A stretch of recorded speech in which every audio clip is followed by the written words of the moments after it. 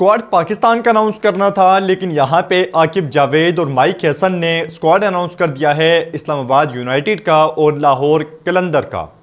क्योंकि ये जो स्क्वाड अनाउंस किया गया है इसमें आपको शायद पाकिस्तान के स्क्वाड की झलक तो नज़र ना आए, लेकिन आपको झलक नज़र आएगी इस्लामाबाद और लाहौर के प्लेयर्स की स्क्वाड की। पाकिस्तान हो और मेरिट का कत्ल ना हो, ऐसा तो हो नहीं सकता। पाकिस्तान ने वर्सेस बांग्लादेश अपना स्क्वाड अनाउंस कर दिया है।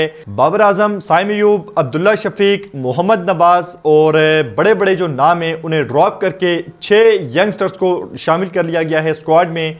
और यहाँ पे आप ये कहेंगे 6 अनकैप्ड प्लेयर हैं जो इससे पहले पाकिस्तान की तरफ से नहीं खेले और उन्हें मौका दिया जा रहा है। सबसे पहले तो यहाँ पे ओडीआई की परफॉर्मेंस पे प्लेयर्स को टी20 में शामिल किया जाता है और उसके बाद टी20 की परफॉर्मेंस पे ओडीआई से ड्रॉप कर दिया जाता है।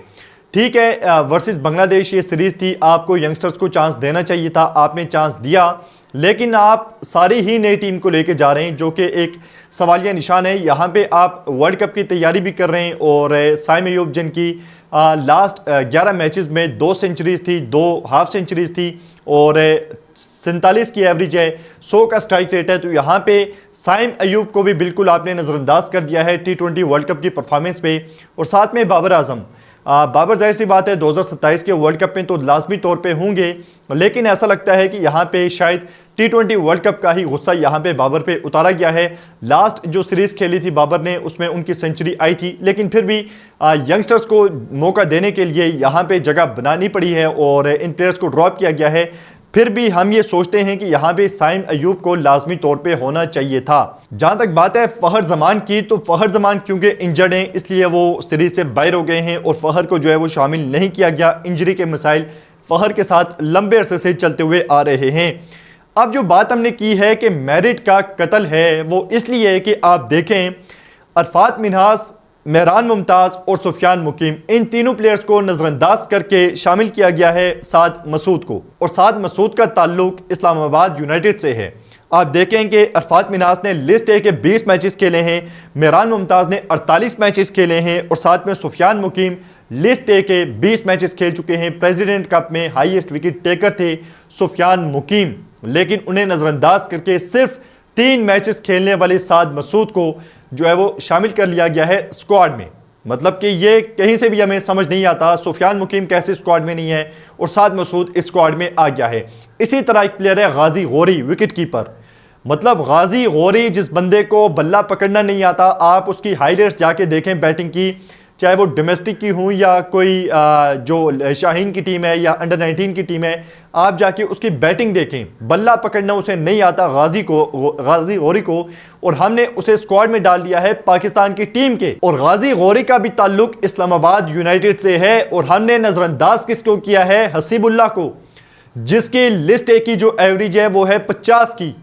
हसीबुल्लाह को ड्रॉप, एक लंबा उसका कैरियर है, आप देख लें हसीबुल्लाह का ज़बरदस्त कैरियर है, लिस्ट ए में ब्रंजू के अंबार लगाए हुए हैं और बड़ी परफॉर्मेंसेज हैं, लेकिन इसके बावजूद हसीबुल्लाह जो एक प्रॉपर बैट्समैन है, प्रॉपर विकेट कीपर है और एक यंगस्टर है जिसे मुसलसल नज़रअंदाज किया जा रहा है। बलोचिस्तान से उसका ताल्लुक है और यहाँ पे आप देख लें कि गाजी गौरी को हमने डाल लिया है हसीबुल्लाह की जगह पे। किसी भी तरह से हमें समझ नहीं आता, गाजी गौरी की लिस्ट ए की एवरेज है 20 की, हसीबुल्लाह की है 50 की।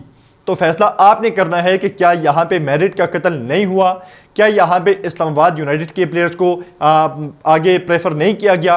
तो यहाँ पे ज्यादतियाँ हैं और इन पे हम बात करते रहेंगे जब तक जो है वो यहाँ पे मेरिट पे सिलेक्शन नहीं होगी।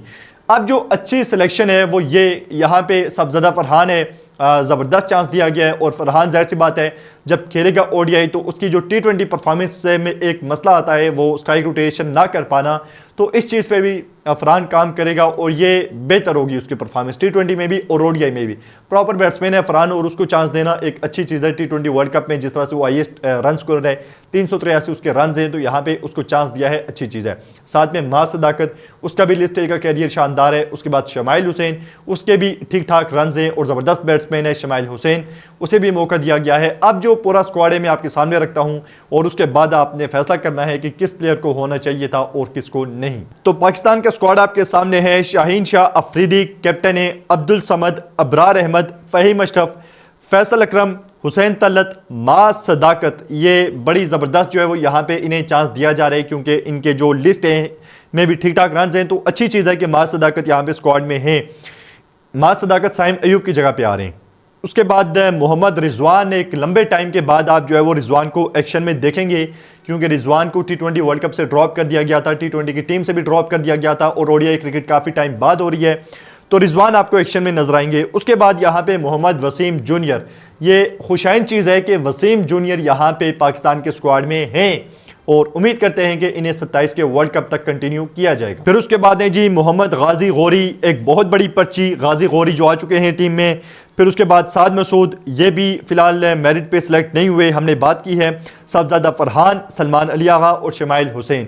तो यह है पाकिस्तान का squad versus Bangladesh 3 ODI matches के लिए जो खेले जाएंगे 11, 13 और 15 तारीख को। और यहाँ पे 6 जो है वो अनकैप्ड प्लेयर हैं जिन्हें चांस दिया जा रहा है पाकिस्तान की टीम में। बाकी ना बाबर है, ना साइम है, और ना ही नवाज और नसीम शाह वगैरह हैं इस टीम में।